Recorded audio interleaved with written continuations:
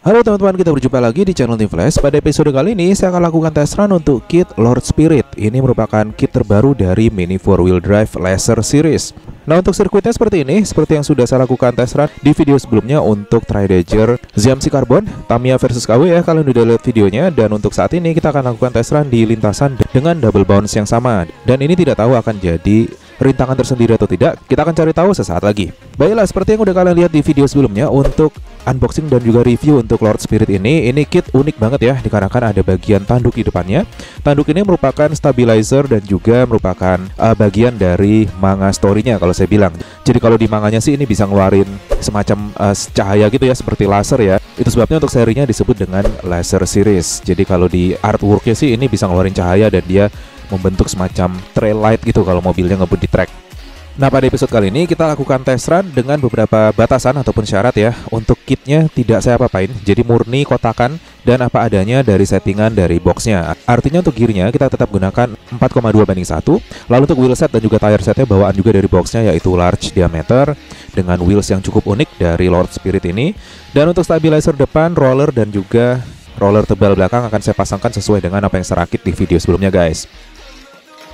Nah, langsung aja kita lihat aksi dan juga fungsi dari tanduk depannya guys. Nah, ini saya slow motion.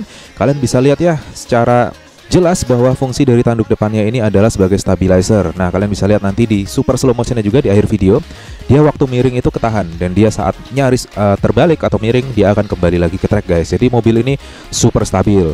Hanya saja kita nggak tahu apakah nanti bisa stabil jika kita kencengin lagi menggunakan mesin yang berbeda.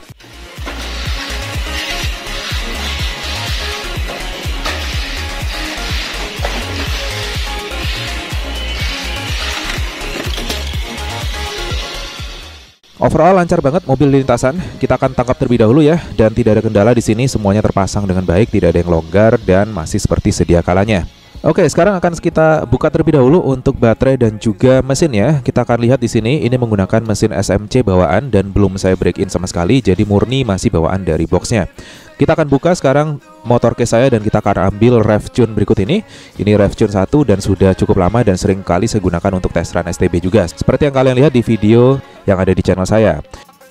Nah, sembari tes run, saya akan tunjukkan fungsi dari alat berikut ini. Ini disebut dengan voltmeter guys. Dan ini cukup populer digunakan di teman-teman STB, dikarenakan ini berguna untuk melakukan discharge dengan indikator yang bisa kita lihat dari indikator yang tertera di alat tersebut. Nah, pada dasarnya ini merupakan discharger dari Tamiya dan ini original. Hanya saja ditambahkan indikator di situ untuk bisa mengetahui berapa voltase yang ada saat ini dari dua pieces baterai tersebut. Nah, untuk yang kita lihat barusan adalah 2,84. Jadi untuk baterai Neocam ini kan satu piecesnya 1,2. Biasanya kalau di charge secara full pakai Powerex itu biasanya untuk dua piecesnya bisa lebih dari 2,84 guys. Nah, ini karena sudah kita pakai tadi, dia ada di angka 2,84 dan kita lihat di sini ya, mobil lebih ngebut dibandingkan dengan yang tadi. Dan kita bisa lihat pula penyakit dari VZ chassis guys. Ini juga sudah saya jelaskan di video Neo VQS untuk test run pertama kali untuk VZ chassis, dan penyakitnya sama. Jadi untuk VZ ini memang akar belakangnya dia lebar, dan untuk secara kestabilan di tikungan dan juga di lurusan itu bagus, di jam juga bagus. Tapi efeknya adalah saat mobil bagian belakangnya terangkat lalu belok, otomatis bagian celah yang ada di antara roda belakang dan juga roller belakang akan nancep ke dinding track guys. Nah, ini kurang bagus untuk kelas STB ataupun jika kita turunkan mobil dalam kondisi kotakan langsung tanpa kita setting sama sekali, seperti yang sekarang ini ya. Nah, seperti yang bisa saya duga juga, untuk double bounce dalam kondisi mobil itu relatif tidak terlalu kencang, dia aman sekali. Tapi kalau kita kebut, kalian bisa lihat sendiri ya, ini bermasalah sekali. Jadi tadi penyakitnya satu adalah bagian belakang mobil itu relatif nyangkut di dinding track karena dia bannya large diameter dan soft pula, jadi udah bisa dipastikan dia bounce guys. Saat turun itu bokongnya ditancepin ke dinding track guys. Aduh, nggak enak banget ya.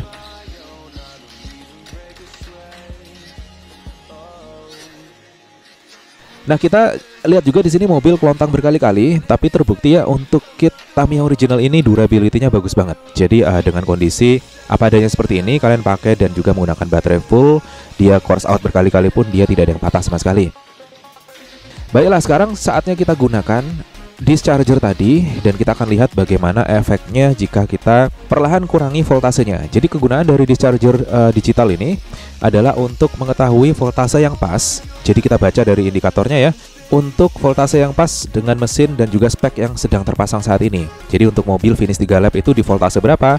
Nah, di setiap race-nya kita akan jaga di voltase tersebut. Terdapat dua switch di atasnya ini. Yang pertama adalah normal mode dan yang kedua adalah fast discharging mode. Jadi kalau dalam kondisi fast, baterai akan terkuras lebih cepat. Akan tapi angka yang terbaca di indikator itu tidak akurat. Setelah selesai, kita dapatkan voltase yang diinginkan ya. Kita lepas dulu satu baterai, kita kembalikan ke mode normal. Lalu kita pasangkan lagi untuk membaca secara akurat angkanya berapa. Nah, sekarang kita dapati angkanya seperti ini. Kita akan coba turunkan lagi ya.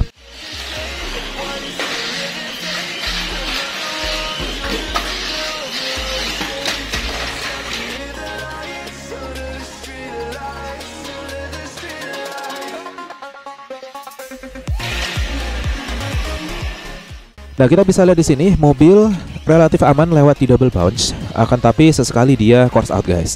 Nah, kunci dari melewati double bounce ini sebetulnya hanya satu. Either kalian lompatin sekaligus untuk bounce kedua, atau kalian mendarat tepat sebelum bounce keduanya. Jadi nggak bisa nanggung, kalian nggak bisa mendarat tepat di atas gunduan kedua atau bounce kedua ya.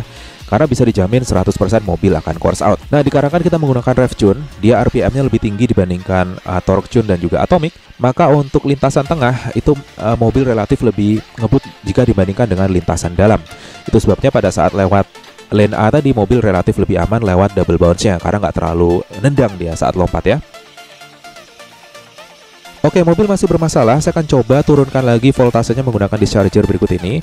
Lagi-lagi saya coba percepat dengan menggunakan fast mode, dan setelah kita dapati angka yang lebih rendah dari sebelumnya, saya akan kembalikan ke mode normal. Saya buka baterainya, saya pasang lagi, dan saya lihat untuk reading yang akuratnya. Nah, sekarang didapati angka berikut ini. Kita akan coba turunkan ya. Kita lihat bagaimana performanya di lintasan.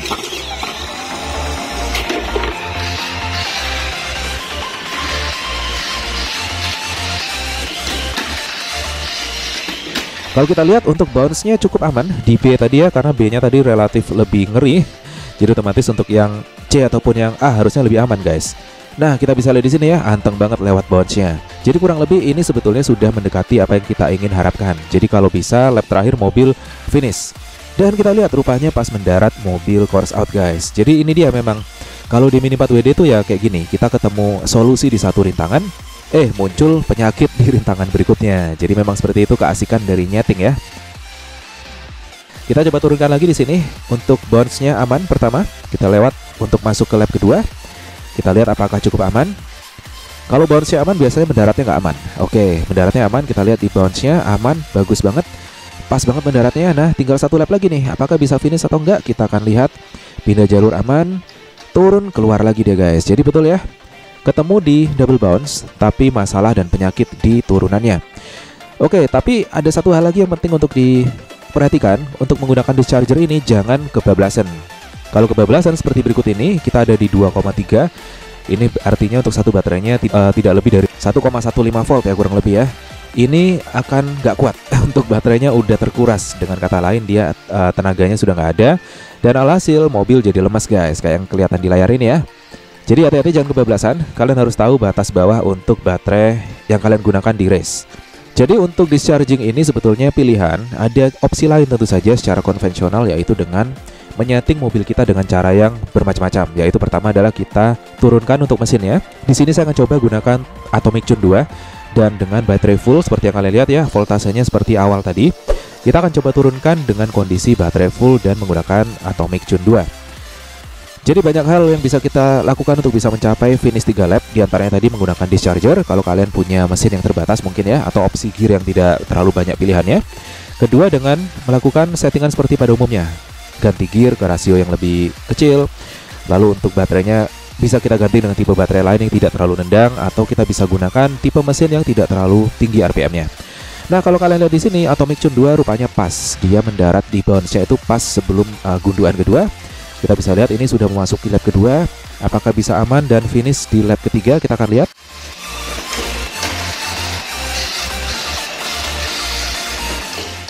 Turunan aman. Dan dia masalah di bounce yang terakhir di lintasan A ya. mobil rupanya jatuhnya kurang pas, tapi sebetulnya mendaratnya udah pas di tepat sebelum bounce kedua.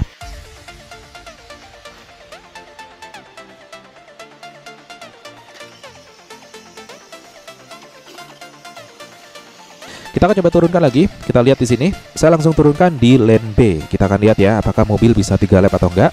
Memasuki bounce pertama. Oke, course out lagi guys, tapi masuk lintasan lagi dia.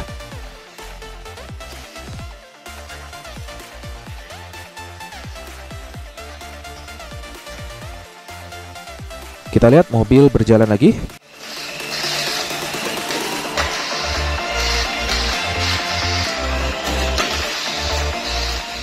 Oke, cakep. Bounce-nya aman. Tapi walaupun begitu di race sudah di-disqualified tadi ya, karena sudah course out ya jatuhnya. Tapi kita mau lihat apakah bisa dapat 3 lap atau enggak. Oke, lap kedua. Nyaris hampir kepleset di situ. Kelihatan ya, mobil rupanya membal karena ini faktor large diameter tire-nya guys. Dan kalian bisa lihat fungsi stabilizing-nya bekerja lagi, mobil kembali ke track dan melanjutkan run-nya di situ. Kita lihat lap ketiga. Oke, aman bounce-nya. Cakep, aman, dan finish. Kurang lebih sih kayak gini lah ya. Jadi kalian udah dapat gambaran garis besarnya. Untuk penggunaan discharger tadi itu bisa digunakan sebagai opsi kalau kalian ingin menempuh metode setup seperti yang kalian lihat di layar. Jadi kalian bisa melakukan banyak hal untuk membuat mobil kalian bisa finish 3 lap. Jadi terserah kalian bagaimana metode yang sesuai yang bisa kalian gunakan di setiap race-nya. Dan di sini kita lihat rupanya dengan menggantikan mesin turun ke Atomic Tune 2, rupanya dia bisa aman dengan voltase sedikit dikurangi tadi dari voltase awal. Dan kita lihat di sini mobil nancep guys.